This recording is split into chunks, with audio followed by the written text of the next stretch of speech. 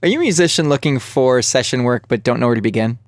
In this episode, we're exploring the world of studio musicians, so let's dive right in. Welcome to Bridge the Atlantic's B-Sides. Here on B-Sides, we focus on empowering musicians and all creatives to craft careers by arming you with the tools you need to make it in the entertainment industry. So if you're new here, consider subscribing. We're your hosts, music web designer Ross Barber-Smith from Scotland, owner of Electric Kiwi, where we create awesome custom websites for bands, artists, and musicians. And I'm singer-songwriter Marcio Novelli from Canada. When I'm not making music or doing this show, I'm producing records and directing music videos. Speaking of which, if you'd like to work together, just hit me up on any of my socials. Before we jump in, we just want to let you know that we are on Patreon and you can become a bridger from as little as $1 per month. You'll gain access to our exclusive Encore series featuring never before seen videos with our guests, and your support will allow us to keep bringing you weekly videos here at Bridge the Atlantic. That's right. And finally, if you head on over to our website, you can pick up one of our exclusive Bridge the Atlantic shirts available in several different colors. Use the coupon code BTAROCKS to receive 20% off your order. So go check it out. Don't say we're not good to you. As we mentioned, we're going to talk about studio work, studio musicians, session work in this episode. And I think a good place to start is really just kind of exploring how you can get sessions, how to kind of get your foot in the door, I suppose.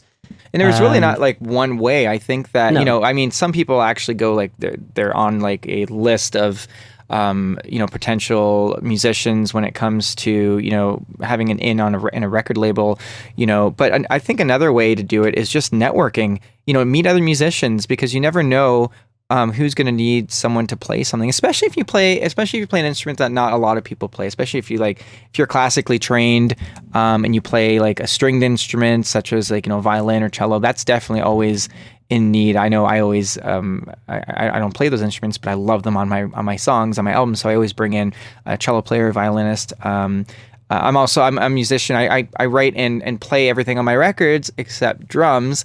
So that's something I always bring in. So I remember for myself how I knew who to bring in was not just people I had known, but also through other people who they had known. And so I guess having an in with other musicians, but also maybe connecting with recording studios is a good idea, because they constantly have people in needing something. So I think if I maybe give 3, I would say connect with other musicians, make yourself known in and around recording studios in your town, and 3, maybe start making some covers or something of other people's songs, or just having your work available online for people to start associating you with what you do, whether that's singing and you want to do session work, or you're a drummer, or like I said, it doesn't matter the instrument. Just making it known that you do that, and that you're willing to do session work, because just because you have yourself out there, people might even know I'd be willing to do some session work with some people or some guest spots, but really I haven't made that known in the world, so I don't know how many people actually know that.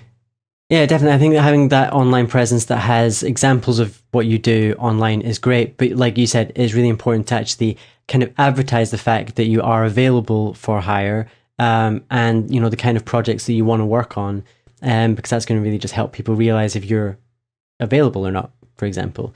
But I think it's also important to think about, if you are hiring a session musician, what do you need to give them in order to give them the tools that they need to make the session successful? Yeah, I know. Speaking as someone who, like I said earlier, I do bring in some session musicians, particularly drummers and some classically trained musicians.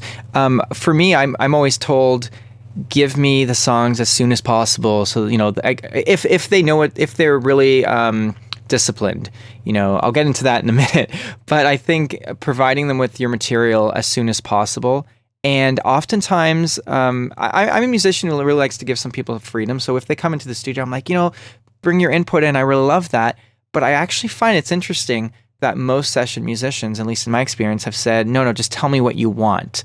You know what I mean? And then, so basically what they seem to want, what I would want too, is about 90% do this, with about 10% of like what they're thinking too, because some musicians, as someone who's a songwriter, I forget that not all musicians are songwriters. Some people are just fantastic players and have some intuition there, but they're not writers. So guiding them, it's your project. So, I will let them know one, I will give them the material as soon as I can to get familiar with it. And two, I will tell them, this is what I'm looking for, in advance. And then when they're in the studio, you got to be very clear and direct what you need, because it's not fair to the musician if you just tell them, no, that's not what I want. But they're like, well, what do you want? So you have to learn. And as someone who's not a drummer, it's not always easy. But if you're working with the right people, they'll get a kick out of you pretending to play drums and telling them what you want, which is what I do. Well, Marcio, can I just tell you the one thing I heard is that inside every singer is a frustrated drummer. I was told that at college. Yeah, I like that. So guide them, but also don't tell them 100% what to do. They are still musicians, and they do allow, like I would say, even 90-10 is fair. It is your project. Tell them 90% what to do, and allow 10% of for them to bring a little something to the table, because it might end up elevating your song well beyond what you thought it could be. Yeah, and I think some examples of what not to do if you're a session musician is kind of the opposite of what you said. So you've said, a lot of people want you to provide the songs in advance. That's great, but they have to make sure that they learn the songs. Yes. And kind of know what they're getting into. I know you've got some examples that you're going to bring up in just a sec, but when I was at college, one of the classes we had to do was session work, and I remember going into a session that was my session, and no one learned the songs. So we were basically there. We had like set time. It was as if it was the real world, as if we were paying for studio time. We had this block of time, and that was what we had available. Because people didn't learn the songs, we didn't get the stuff done. So we had to then rebook the time. If that's a real world setting and you're paying for that studio, that's not fair. So I know this kind of leads similar. I've to had that, example. I've had a situation where I brought a musician in, more than one musician in, and it was just interesting to see the contrast of one of the musicians. They both asked for material in advance, and one musician came in and didn't even listen to a single song. So we had to spend the time in the recording studio, which is not cheap. That recording studio time, quite expensive. It ate into not only my budget, but my time to teach song by song, and it's not like I could have just said, okay, go off and learn it yourself and we'll do something else. There was not much else we could do. I needed the foundation. I needed the drums there, because we had already done our scratch tracks. I already recorded, the scratch vocals and guitars and everything. I needed the other instruments. But where, on the flip side, I've had musicians come in and they are more prepared than I even think than even expected them to be, with some ideas to bring to the table and everything. But with the willingness to be like, okay, yeah, I'll try that instead.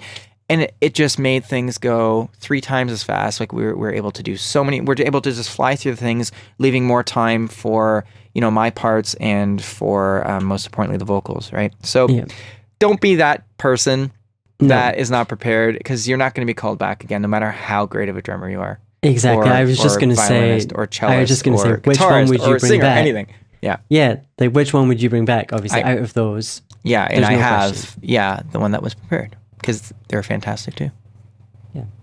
Awesome. So hopefully you found this episode useful. Whether or not you are going into the studio or you're looking to be a session musician, we'd love to hear what you think. But as for us, you can find us on Twitter, Facebook, and Instagram.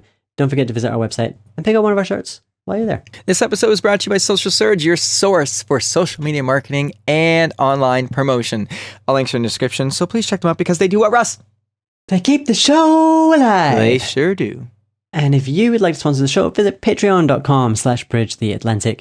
We recently updated our rewards, which now include sponsorship at the start of our interviews, an opportunity for you to co-host an episode of Bridge the Atlantic, and of course gain access to our new Encore series. Make sure to subscribe on YouTube so you don't miss any episodes, and leave us a comment and let us know what you think of this show. Yeah, we always say hi. We always respond to every comment you leave, so don't be shy. I think that's it for B-Sides, though. We'll be back with a brand new interview and plenty more B-Sides in the future, so stay tuned and subscribe. Yeah, see you later, guys. Bye. All right. 15 seconds in. Are you a musician looking for... Wow. Here we go. There's a whole other octave there.